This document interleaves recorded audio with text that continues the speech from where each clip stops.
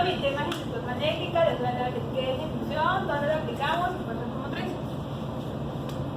¿Qué es la inducción magnética? Es el proceso mediante el cual los campos magnéticos generan campos eléctricos. Al generar un campo eléctrico es un material conductor y los portadores de carga se verán sometidos a una fuerza y se inducirán a una corriente eléctrica en el conductor.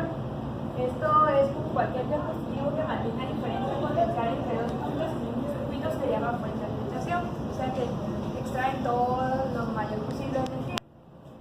¿Qué es fuerza automotriz? Se define como el trabajo realizado por el dispositivo por unidad de carga, por lo que las unidades de fuerza automotriz son los voltios.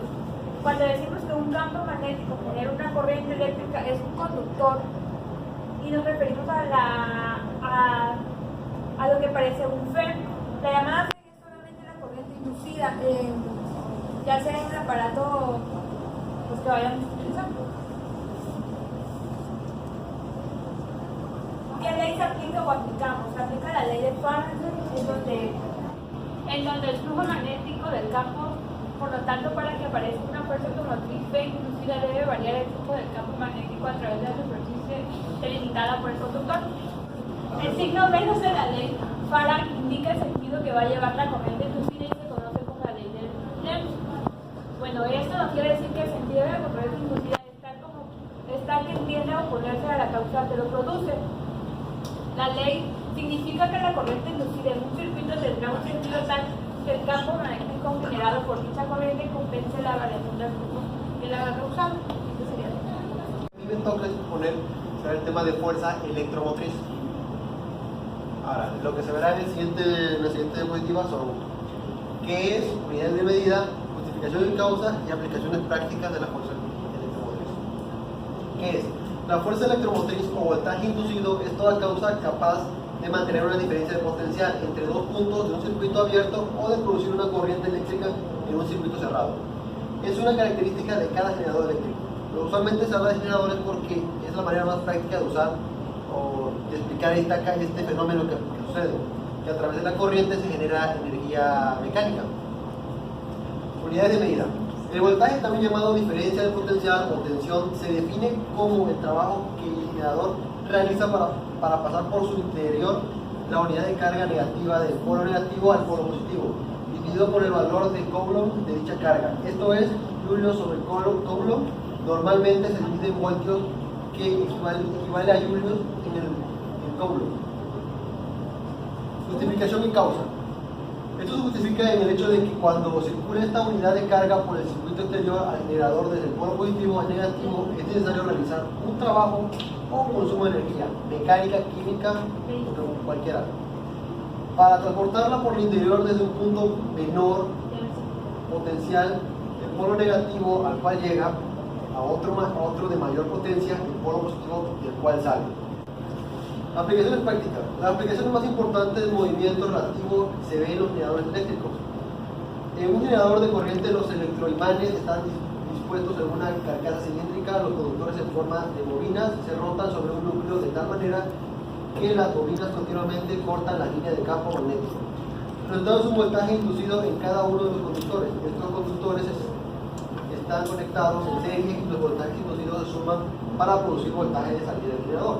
Es una aplicación que se utiliza en todo el mundo, inclusive en coches, refrigeradores, en cualquier sistema eléctrico, o para producir electricidad utilizan este sistema, que es muy antiguo, pero aún funciona.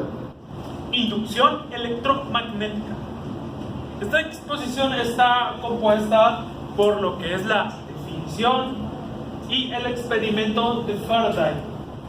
Muy bien. La inducción electromagnética es la producción de corriente eléctrica por campos magnéticos variables con el tiempo. Es también el fenómeno que origina la producción de una fuerza electromotriz expuesta a un campo magnético. Una vez que Hans Christian puso de manifiesto que una corriente podría producir un campo magnético, muchos físicos de la época empezaron a plantearse que ocurría lo contrario, que un campo magnético fuese capaz de crear una corriente eléctrica. A continuación hablaremos sobre el experimento de Faraday. Para empezar, Michael Faraday nació en 1791 y descendió en 1867. Fue un físico y químico británico que estudió el electromagnetismo y la electroquímica. Sus principales aportaciones a la ciencia incluyen la inducción electromagnética en el campo de la física y el diamagnetismo, al igual que la electrólisis. Hablemos un poco del experimento de Faraday, a como lo pueden ver en la imagen. Faraday enrolló un cable conectado a una pila alrededor de un anillo metálico y enrolló un segundo cable en el otro lado del anillo, un cable que no iba conectado a ninguna fuente eléctrica.